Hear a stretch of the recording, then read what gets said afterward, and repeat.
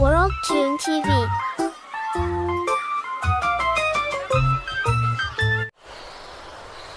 चंदनपुर गांव के स्कूल में पहली टीचर के बदले एक नई टीचर आई थी। सब बच्चे अपनी पहली टीचर अनीता को बहुत पसंद करते थे। अनीता का स्वभाव भी उन बच्चों के साथ बहुत अच्छा था, पर अपनी कुछ फैमिली प्रॉब्लम्स के कारण अनीता को वापस अपने शहर जाना पड़ा। नई टीचर का पहला दिन था। बच्चे लाइन लगाकर खड़े थे। हाँ, तो मेरा नाम है मंजुलिका। क्या नाम है मेरा? सभी बच्चे मंजुलिका का नाम दोहराते हैं। उनमें से एक बच्ची निशा नाम ठीक से नहीं ले पा रही थी। ए इधर आ लड़की, क्या नाम बुलाया तूने मेरा? मंजुलिका। निशा के ऐसा कहते ही सारे बच्चे जोर से हंस पड़े। ये देखकर मंजुलिका का पारा हाई हो गया। उसने हाथ में पकड़ी डंडी जोर से निशा के हाथ पर मारी। निशा चिल्ला पड़ी और हंसते हुए बच्चे सहम गए। बड़ी हंसी आ रही थी ना?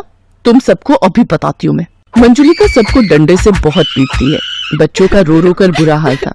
अगर किसी ने भी अपने घर जाकर ये कहा कि आज स्कूल में तुम सबकी पिटाई हुई है, तो फिर मुझसे बुरा कोई नहीं होगा, समझे? मंजुलिका की गुस्से से भरी लाल आंखों से बच्चे इतने सहम गए कि उनमें से कुछ बच्चों का तो बाथरूम ही निकल गया। गरीब मासूम बच्चे मंजुलिका से डर गए थे। घर जाकर किसी भी बच्चे ने स्कूल में पिटाई की बात अपने घर वालों को नहीं बताई। कान खोलकर सुन लो तुम सब। कल 10-10 रुपए स्कूल लेकर आना। अगर जो नहीं लाया फिर उसकी क्या हालत होगी ये उसी समय पता चल जाएगा। चोरी करके लाओ या फिर छीन कर लाओ या मांग कर, पर मुझे कल पैसे चाहिए। बेचारे गरीब बच्चे जिनके माता पिता मजदूरी करते थे, किसी न किसी तरह रुपए लेकर स्कूल पहुंचते हैं। पर निशा बहुत ही गरीब बच्ची थी। उसके पिता नहीं थे और उसकी माँ मेहनत मजदूरी करती थी। माँ बीमार थी, इसलिए निशा पैसे नहीं मांग पाई और बिना पैसों के स्कूल पहुंची। कहाँ है तेरे पैसे?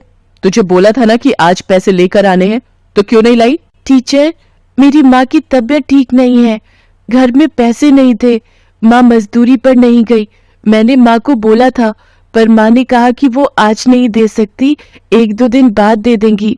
मैं आपको 1-2 दिन तक दे दूंगी टीचर जी। चल फिर ठीक है, जब तक तू मुझे पैसे लाकर नहीं देती तू पूरा दिन धूप में खड़ी रहेगी। जा वहां धूप में जाकर खड़ी हो जा। मैडम जी, छोटी बच्ची है, माफ कर दो ना, बेचारी गरीब है। तुझे बड़ा तरस आ रहा है? करूं तेरे खिलाफ रिपोर्ट? अभी तेरे को स्कूल से निकाल देंगे। बोल दूंगी तेरा काम ठीक नहीं है, तू स्कूल के बच्चों पर अत्याचार करता है। बोल चौधरी साहब को जाकर बोल दूं, क्योंकि तू ठहरा अनपढ़, तेरी बात तो कोई नहीं मानेगा, पर मैं तो पढ़ी लिखी हूँ, मेरी बात यहाँ पर सब सच मानेंगे। चल जा, अब मेरे लिए गरम गरम चाय लेकर आ। बेचारा गरीब चपरासी भी उस अत्याचारी टीचर मंजुलिका के खिलाफ कुछ नहीं कर सकता था। चपरासी दीनू जानता था कि मंजुलिका बहुत चालाक है, वो उसके ऊपर कोई भी गलत इल्जाम लगा सकती है, इसलिए वो चुप हो जाता है और बच्चों पर हो रहे अत्याचार सहन करता रहता है। निशा धूप में खड़ी रही। गर्मी का मौसम था। निशा की तबीयत बहुत खराब हो गई। उसे तेज बुखार चढ़ गया और वो स्कूल नहीं गई। ये बुखार की गोली समय समय पर देनी है। गर्मी का बुखार है, समय समय पर पानी पिलाना है, बच्ची को प्यासा नहीं रहने देना है, ठीक है? और कोई चिंता की बात नहीं है। गुड़िया रानी बहुत जल्दी ठीक हो जाएगी। ठीक है वैद्य जी। 2-3 दिन बाद जब निशा की तबीयत में सुधार आता है तो वो स्कूल पहुंचती है। 10 रुपए उसके हाथ में ही थे, क्योंकि वो जानती थी कि अगर वो पैसे नहीं ले गई तो टीचर उसको बहुत मारेगी और सजा देगी। मंजुलिका जी, ये घड़ों का इंतजाम मैंने कर दिया है। यहां पर ये 2 बड़े घड़े पानी के लिए रखवा दिए हैं। दीनू, इसमें ठंडा पानी भर दो, ताकि मंजुलिका जी को गर्मी में पढ़ाने में कोई दिक्कत ना आए। सामने घड़ा बच्चों के लिए भी रख दो। स्कूल में बच्चों को भी तो गर्मी और प्यास लगती है। शुक्रिया चौधरी साहब। गर्मी में सच में बहुत प्यास लगती थी। बार बार कुएं से पानी मंगवाना पड़ता था, और फिर बच्चे भी छोटे हैं, उन्हें भी बहुत प्यास लगती है। आपने ये ठीक किया। और कोई काम हो तो आप दीनू के हाथ कहलवा दीजिएगा। आखिर आप हमारे गांव के गरीब बच्चों को स्कूल में पढ़ा रही हैं, हमारे गांव के लिए इतना कर रही हैं, तो हमारा भी कुछ फर्ज बनता है। आपको हमारे गांव के गरीब बच्चों को पढ़ाने के लिए भेजा गया है। ये बहुत बड़ी बात है, पर गांव का चौधरी होने के कारण मेरा भी तो फर्ज बनता है। चौधरी साहब के जाने के बाद मंजुलिका फिर से अपने रूम में आ जाती है। टीचर जी, ये आपने जो पैसे मंगाए थे वो लाई हूँ। ठीक है, कहाँ गायब थी तू? 2-3 दिन से आई क्यों नहीं स्कूल? टीचर जी, मुझे बुखार हो गया था, इसलिए नहीं आई थी। चलो जल्दी से सारे बच्चे स्कूल की सफाई करो। कितना गंदा हो रहा है यहाँ, एक भी कूड़ा नजर नहीं आना चाहिए। चलो सब किताबें अपने बस्ते में रखो और स्कूल की सफाई के लिए शुरू हो जाओ। छोटे छोटे मासूम बच्चे हाथों में झाड़ू पोछा लिए पूरे स्कूल को साफ करने लगते हैं। जिन हाथों में किताबें होनी चाहिए उन हाथों में झाड़ू पोछा था, और ये सब अत्याचारी टीचर मंजुलिका के कारण था। मंजुलिका आराम से अपनी कुर्सी पर बैठी फल फ्रूट खा रही थी और बच्चे साफ सफाई कर रहे थे। कुछ भी कहो, चौधरी साहब के भेजे हुए आम और तरबूज हैं बड़े मीठे। ओ, अरे मेरी चप्पल फिर टूट गई। इधर आओ तुम सब में से मोची किसका बाप है? टीचर जी, मेरे बापू जूते पालिश करते हैं। अच्छा, ये तो बहुत बढ़िया बात है। ये हुई ना अच्छे बच्चों वाली बात। चल, अब ये मेरी चप्पल आज घर ले जाना और अपने बापू से जुड़वा लाना। हाथ आगे कर। तू भी क्या याद रखेगा कि टीचर ने तुझे तरबूज खाने के लिए दिया है। ले पकड़ टुकड़ा। टीचर, ये आपके मुंह का जूठा है, मुझे नहीं खाना। क्या कहा? नहीं खाना? झूठा खिला रही हूँ? अरे तुझ जैसे भिखारी गरीब के बच्चे को एक तो मैं दे रही हूँ, ऊपर से मुझे नखरे दिखा रहा है। अब तू पिटेगा, इतना पिटेगा कि तू हमेशा याद रखेगा। मंजुलिका ने डंडी उठाई और जोर जोर से बच्चे को पीटना शुरू कर दिया। बच्चा रोता रहा, चिल्लाता रहा, पर मंजुलिका ने उसकी दर्द भरी चीख नहीं सुनी। बच्चा दर्द से करा रहा था। गलती हो गई, छोड़ दो टीचर जी, माफ कर दो। किसी तरह चपरासी दीनू उस बच्चे को मंजुलिका से छुड़वा लेता है, पर दीनू बहुत परेशान हो चुका था। मंजुलिका ने हद पार कर दी थी। उसे समझ ही नहीं आ रहा था कि वो किस तरह से मंजुलिका की सच्चाई चौधरी और गांव के सब लोगों को बताए। बच्चे भी बहुत डरे हुए थे। और फिर एक सुबह, अरे आज दूसरे घड़े में तो पानी ही नहीं है, बहुत प्यास लग रही है। वो दूसरे घड़े में देखते हैं, शायद उसमें पानी होगा। दोनों बच्चियां दूसरे घड़े से पानी लेने के लिए जाने लगती हैं, पर जैसे ही निशा घड़े को हाथ लगाने लगती है, अचानक से मंजुलिका वहां आ जाती है और निशा का गला दबा देती है। टीचर जी छोड़ो मेरा गला, दुख रहा है, मेरा दम घुट रहा है। मेरे से बिना पूछे गरीब भिखारन अछूत घड़े को हाथ लगाती है, आज तेरी खैर नहीं। तभी दीनू के साथ गांव के चौधरी साहब और बाकी गांव वाले भी आ जाते हैं, जिनमें निशा की माँ भी होती है। छोड़ो उस लड़की को, छोड़ो उसे। चौधरी साहब, अब आप? अरे मैं तो। तभी निशा की माँ मंजुलिका को जोरदार थप्पड़ लगाती है। निशा अपनी माँ से लिपट कर रोने लगती है। माँ ये टीचर बहुत गंदी है, हमें बहुत मारती है माँ। मेरी बच्ची। ललन, इंस्पेक्टर साहब को फोन मिला। इस टीचर को कड़ी से कड़ी सजा होगी। माफ कर दीजिए चौधरी साहब, आइंदा ऐसा नहीं करूंगी। चौधरी साहब, कब से सोच रहा था कि इस अत्याचारी टीचर की शिकायत करूं। पता नहीं भगवान ने मुझे कहां से हिम्मत दे दी, और मैंने आपको कल रात सब कुछ सच सच बता दिया। आपकी आंखों के सामने गुनहगार है चौधरी साहब। इन गरीब मासूम बच्चों पर बहुत अत्याचार हुआ है। कहते कहते दीनू रो पड़ता है। आज उसने हिम्मत की और गांव के गरीब बच्चों को एक अत्याचारी टीचर से मुक्ति दिला दी। मंजुलिका को सजा हो जाती है और उसके सारे सर्टिफिकेट छीन लिए जाते हैं। उसके क्रूर और अत्याचारी स्वभाव के कारण आज उससे एक टीचर का पद छिन जाता है। सबके आग्रह करने पर फिर से बच्चों की प्रिय टीचर अनीता को वापस बुला लिया जाता है। अनीता भी जब बच्चों के साथ हुए अत्याचार के बारे में सुनती है तो उसकी भी आंखें भर आती हैं। मासूम बच्चे बहुत खुश थे क्योंकि उन्हें अपनी प्यारी टीचर फिर से मिल गई थी। रामलाल अमन कुमार के घर नौकरी करता था। अमन कुमार का बेटा सौरभ एक बड़े स्कूल में पढ़ता था, जबकि रामलाल का बेटा दीपक एक सरकारी स्कूल में पढ़ता था। सौरभ और दीपक दोनों ही पढ़ने में होशियार थे और अपने अपने स्कूल के अच्छे बच्चों में उनका नाम था। देखो पापा, मेरा रिपोर्ट कार्ड मिल गया, मैं क्लास में फर्स्ट आया हूँ। अरे वाह सौरभ, मुझे पता था मेरा बेटा इस बार भी क्लास में फर्स्ट आएगा। अरे रामलाल, दीपक भी तो अपनी क्लास में फर्स्ट आया है ना? अभी कुछ देर पहले ही वो भी अपना रिपोर्ट कार्ड दिखा रहा था। जी साहब, वो भी अपनी कक्षा में अव्वल आया है। पापा, सरकारी स्कूल में पढ़कर तो कोई भी फर्स्ट आ जाता है, वहाँ की पढ़ाई तो बहुत आसान है। दीपक ने कोई बड़ा काम नहीं किया, एक छोटे से स्कूल में फर्स्ट आकर। सौरभ, ये लो लड्डू, मैं फर्स्ट आया हूँ ना तो बापू ने सबको बांटे हैं। मैं नहीं खाता ये बेकार से लड्डू। मॉम, वो चॉकलेट बादाम कहाँ हैं जो आपने सबको खिलाए हैं? मेरे पापा तुम्हारे बापू की तरह सस्ते लड्डू नहीं लाते, वो तो चॉकलेट ड्राई फ्रूट लाए हैं। और ज्यादा इतराने की जरूरत नहीं है, तुम हमारे नौकर के बेटे हो, जितनी मर्जी कोशिश कर ले तो मेरी बराबरी नहीं कर सकता। सौरभ बेटा, ऐसे नहीं बोलते, दीपक भी अच्छा बच्चा है।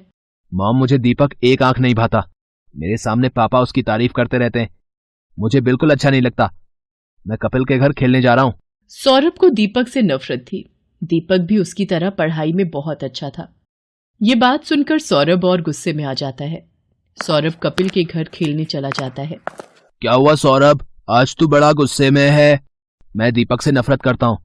आज मैं जब पापा को अपना रिपोर्ट कार्ड दिखा रहा था तो दीपक ने भी अपना रिपोर्ट कार्ड दिखाया, वो भी मेरी तरह फर्स्ट आया है। फिर तुम ही बताओ। फिर पापा उसकी भी तारीफ करने लगे, वो हमारे नौकर का बेटा है, ये बात मुझे उसे समझानी होगी।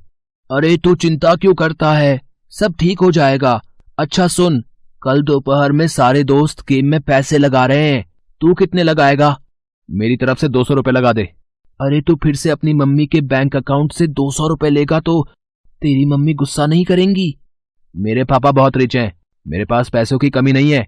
मेरे मम्मी पापा मुझसे कुछ नहीं कहते हैं क्योंकि मैं स्कूल में हमेशा फर्स्ट आता हूँ। सौरभ को गेम पर पैसा लगाने की आदत पड़ गई थी। वो आए दिन अपने दोस्त कपिल और बाकी दोस्तों के साथ ऑनलाइन गेम खेलता और उस पर पैसे लगाता। सौरभ पढ़ाई में अच्छा था, इसलिए उसकी मम्मी भी उसे अकाउंट से पैसे लेने के लिए कुछ नहीं कहती थी। सौरभ, तुमने मॉम के अकाउंट से आज फिर 200 रुपए निकाले हैं। पापा वो मेरा ऑनलाइन ग्रुप गेम चल रहा है ना, तो उसी के लिए चाहिए थे। अरे मुझे पता है, सौरभ ने मुझे बता दिया था कि वो 200 रुपए ऐड कर रहा है। बेकार में गुस्सा होते रहते हो मेरे लाल पर। वो तो ठीक है संध्या, पर चलिए आप नाश्ता कीजिए, बच्चे हैं आपस में लगे रहते हैं। संध्या अमन की बातों पर ध्यान नहीं देती। सौरभ को गेम खेलने की आदत पड़ती जा रही थी। एग्जाम भी नजदीक आ रहे थे। एक दिन, सौरभ क्या बात है, आजकल लग रहा है तुम पढ़ाई पर ध्यान नहीं दे रहे हो। तुम्हारी मैम का फोन आया था, तुम 2 दिन से ट्यूशन में लेट पहुंच रहे हो। मम्मी वो एग्जाम आ रहे हैं ना, तो मैं कपिल के घर बैठकर पढ़ाई करता हूँ। हम दोनों साथ में ही ट्यूशन जाते हैं, तो पढ़ते हुए समय का पता ही नहीं चलता। अच्छा ये बात है, तुम कपिल के घर बैठकर एक्स्ट्रा टाइम में पढ़ाई कर रहे हो, ये बहुत अच्छी बात है। उधर दीपक भी अपनी आने वाली परीक्षाओं की तैयारी कर रहा था। बापू, इस बार मुझे फिर से फर्स्ट आना है, देखना मैं खूब मेहनत करूंगा। अब मुझे पता है मेरे बेटे, तुम पढ़ाई में बहुत मेहनत कर रहे हो। देखना, तुम्हारा ये जोड़ा हुआ विद्याधन एक दिन तुम्हारे बहुत काम आएगा और तुम एक दिन हम सबका नाम रोशन जरूर करोगे। चलो दीपक बेटा, अब आकर ये दूध चावल खा लो, मैंने तुम्हारी पसंद के बनाए हैं। और तुम वो कहाँ जा रहे हो अपनी कक्षा के बच्चों के साथ? माँ, मैं साइंस म्यूजियम देखने जा रहा हूँ। वहां पर विज्ञान संबंधित बहुत से उपकरण हैं। टीचर बता रही थी हमें वहां जाने से बहुत कुछ सीखने को मिलेगा। अच्छा, ये तो बहुत अच्छी बात है। दीपक स्कूल के बच्चों के साथ साइंस म्यूजियम देखने जाता है। वहां उसे प्राइवेट स्कूल के बच्चे भी दिखाई देते हैं, जिनमें सौरभ भी होता है। सौरभ, ये तो वही लड़का है जो कई बार तेरे घर पर भी देखा है। अरे ये हमारे नौकर रामलाल का ही तो लड़का है, गरीब नौकर का बेटा है ये। हाँ, ये नौकर का बेटा है, फिर तो ये भी नौकर हुआ। सब बच्चे दीपक पर हंसने लगते हैं। दीपक घर आकर सुस्त और उदास हो जाता है। बापू, सब बच्चे मुझे नौकर का बेटा कहकर चिढ़ा रहे थे, सब बच्चे मेरे ऊपर हंस रहे थे। अरे मेरे बच्चे, तू इतनी सी बात पर बुरा मान गया। मैं तुझे तभी तो पढ़ा लिखा कर बढ़ा रहा हूँ ताकि तू पढ़ लिख कर बड़ा आदमी बन सके और पैसे कमा सके। रामलाल की बातों को सुनकर दीपक में हिम्मत आ जाती है और वो खुश हो जाता है और खूब मन लगाकर पढ़ाई करने लगता है।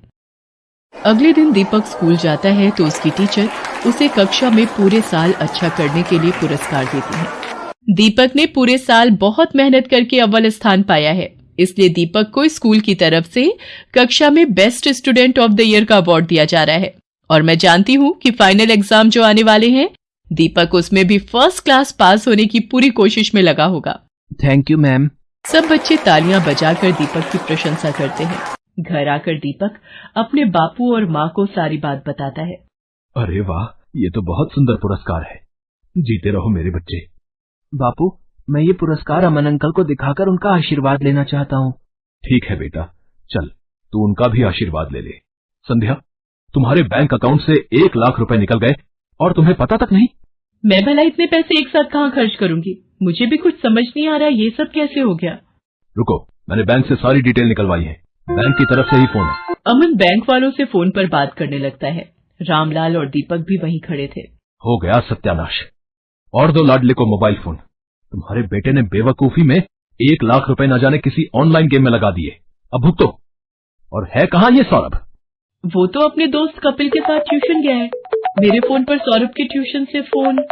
जी, मैं सौरभ की मम्मी बोल रही हूँ। क्या सौरभ ट्यूशन नहीं आ रहा? पर जी ठीक है, सौरभ पिछले 1 हफ्ते से ट्यूशन नहीं जा रहा। तभी सौरभ आ जाता है। क्यों सौरभ, ट्यूशन से आ गए? जी पापा। अब तुम झूठ भी बोलने लगे हो। तुमने 1 लाख रुपए किसी ऑनलाइन गेम में लगा दिए और 1 हफ्ते से ट्यूशन भी नहीं जा रहे हो। 2 दिन बाद तुम्हारे फाइनल पेपर हैं। Papa mummy, I am sorry, मैं कपिल के बहकावे में आ गया था और उसी की वजह से आज मैं स्कूल टेस्ट पेपर में भी पहली बार फेल हो गया। अरे रामलाल, तुम कब आए? और दीपक बेटा, ये तुम्हारे हाथ में क्या है? जी ये वो, आज मुझे स्कूल में बेस्ट स्टूडेंट का अवार्ड मिला तो आपका आशीर्वाद लेने आ गया। जीते रहो बेटा, खूब तरक्की करो। अमन दीपक को आशीर्वाद देकर चुपचाप अपने कमरे में चला जाता है। पापा क्या मैं अंदर आ सकता हूँ? मुझे अभी तुमसे कोई बात नहीं करनी सौरभ, अपने रूम में जाओ। मम्मी पापा मेरे से नाराज है, वो मेरे से बात नहीं कर रहे। सौरभ, अगर तुम्हें सच में अपनी गलती का एहसास है तो अपनी गलती को सुधारो, फिर तुम्हारे पापा का गुस्सा ठंडा हो जाएगा। मुझे पता है मम्मी, मुझे क्या करना है। सौरभ ने अब कपिल और उसके दोस्तों के साथ गेम खेलना बंद कर दिया और खूब मन लगाकर पढ़ने लगा। पर 2 दिन बाद उसका मैथ्स का पेपर था। उसने ट्यूशन की बहुत छुट्टियां ले ली थी और उसका कोर्स अभी बहुत बाकी रह गया था। मम्मी मेरा बहुत सारा सिलेबस अभी रिवीजन के लिए बाकी है, मैं कैसे कर पाऊंगा? कुछ सवाल तो मुझे समझ भी नहीं आ रहे। सौरभ, तुम एक काम क्यों नहीं करते? दीपक की मैथ्स बहुत अच्छी है, उसके मार्क्स भी बहुत अच्छे आते हैं और मैंने सुना है अब तो सरकारी स्कूल की पढ़ाई भी बहुत अच्छी हो गई है और प्राइवेट स्कूल की किताबें और सरकारी स्कूल की किताबें एक जैसे कोर्स की पढ़ाई जाती हैं। मम्मी क्या दीपक मेरी मदद करेगा? मैंने हमेशा उसके साथ गलत व्यवहार किया है। कोई बात नहीं, पर अब तुम्हें अपनी गलती का एहसास है, ये बहुत बड़ी बात है। रामलाल, दीपक को जरा बुला लाओ, सौरभ को मैथ्स में उसकी सहायता चाहिए। हाँ हाँ मालकिन, मैं अभी बुला लाता हूँ। सौरभ दीपक की सहायता से मैथ्स के पेपर की तैयारी करता है और बाकी सभी विषयों में भी सौरभ अब दीपक के साथ ही पढ़ने लगा। सौरभ भी दीपक की तरह अपने स्कूल में फर्स्ट आता है। सौरभ, तुम्हारा रिजल्ट देखकर मैं आज बहुत खुश हूँ। पापा ये सब दीपक की वजह से ही हुआ है, इसने मेरी एग्जाम के दिनों में बहुत हेल्प की। थैंक यू दीपक। रामलाल, तुम्हारा बेटा दीपक बहुत होनहार है, देखना ये एक दिन जरूर बड़ा आदमी बनेगा। अमन अंकल, एक दिन मैं भी आपकी तरह ही बड़ा बिजनेसमैन बनूंगा। दीपक की बातों को सुनकर रामलाल की आंखों में खुशी के आंसू आ जाते हैं।